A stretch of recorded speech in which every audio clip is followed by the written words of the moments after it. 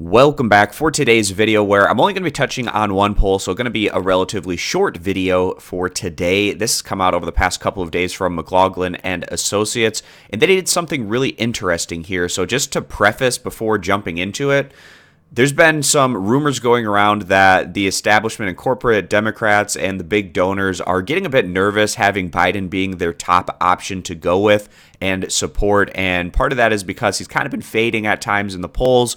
He's done a really poor job in terms of grassroots fundraising. Biden has almost no grassroots support in contrast to other upper-tier candidates, obviously, like Sanders and Warren, and Biden is having a tough time even funding his primary campaign, which is why he's all of a sudden now taking that big donor money and super PAC money, which at the end of the day might even hurt him, given the fact that both Sanders and Warren are probably going to get a lot of angry people donating more money to them, as both those campaigns can use that as an incentive to get more people to try to donate to their grassroots funded campaign in comparison to Biden, who's now bringing in that big corporate money. Now, basically what this poll did, they did two separate results. So one of them was taking Biden out of the field and putting in Hillary Clinton and Michael Bloomberg. These are two names that we've heard floated there as possible individuals that the establishment and the corporate wing of the Democratic Party might look to if they feel like Biden isn't going to get the job done. Maybe they could enter the field, and that's the poll you're currently seeing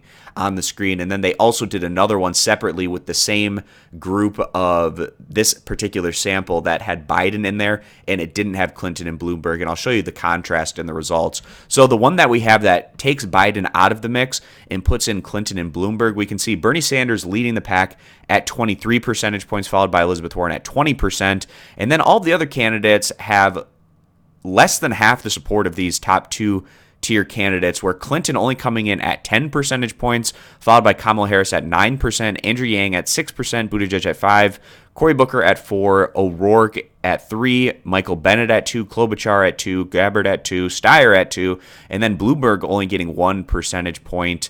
And then you can see how it works down from there. Actually, Tim Ryan here getting 1 percentage point. He has bowed out of the race, hasn't really been able to get things going ever since he made his announcement, and has officially decided that he's not going to be continuing. So those are what the numbers look like if you take Biden out of the field. Now we're going to take a look at the poll that they have with Biden in the field. And you can see Biden in first place at 28 percentage points. So just based on this one poll, I feel like the establishment, their misgivings about Biden is maybe a little bit unfounded, at least at this point in time. Sure, he's shown some weaknesses at times, and he has generally faded a bit in the polls, but he's still showing much more strength, at least in this particular contrast, in comparison to Clinton and Bloomberg, who, as we can see, were at 10 points and 1 percentage point, respectively, in that other result.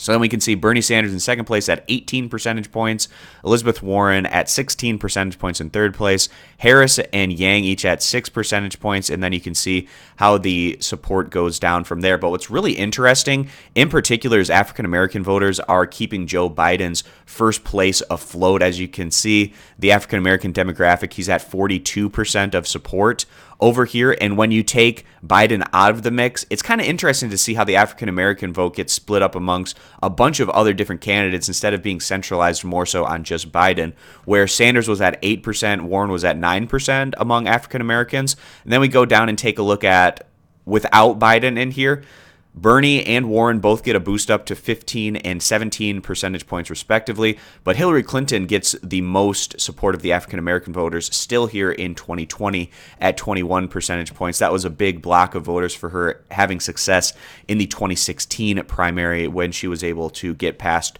of course, Bernie Sanders in that head-to-head matchup. Also, Kamala Harris seeing a little bit of a boost in her numbers as well with that demographic. But as you would expect with the upper-tier candidates across the board getting a bit of a boost with Biden out of the race, with Sanders and Warren going up to 27 and 25 percentage points among white voters, where they were at 20 and 21 percentage points. And then also Hispanic voters, Bernie up to 29, and then you have 12% for Elizabeth Warren. And you can see how the numbers go down from there with the split among those voters. So just really interesting to see this contrast.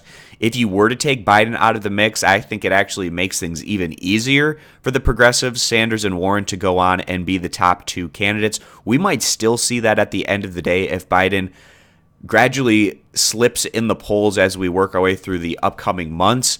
We'll see if that is the case or not, but Biden has been pretty steady. He has seen his numbers get shaved down just a bit, but still relative strength from Biden in the national polls, where he's typically in first or second place. Now, there is a separate argument to be made against Biden that he's showing weakness in some of the early caucus and primary states, and if he doesn't do well out of the gate, that could totally sink his chances.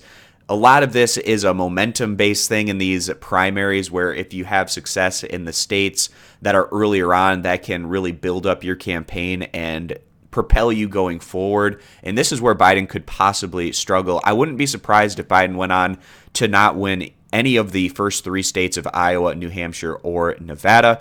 But again, like I said, there's still a lot of states left to go and a lot more polls that I'm going to continue to talk about in my video. So if you're interested in getting all of this poll analysis, I recommend you click that subscribe button. Consider also stopping by my Twitter account if you're interested in participating in our community Twitter polls, as well as just seeing all of the interesting polling data that I tweet out on my Twitter account. And you can follow that down with the link right at the top of the video description. So I appreciate you stopping by, and I hope to see you guys back here for my next video.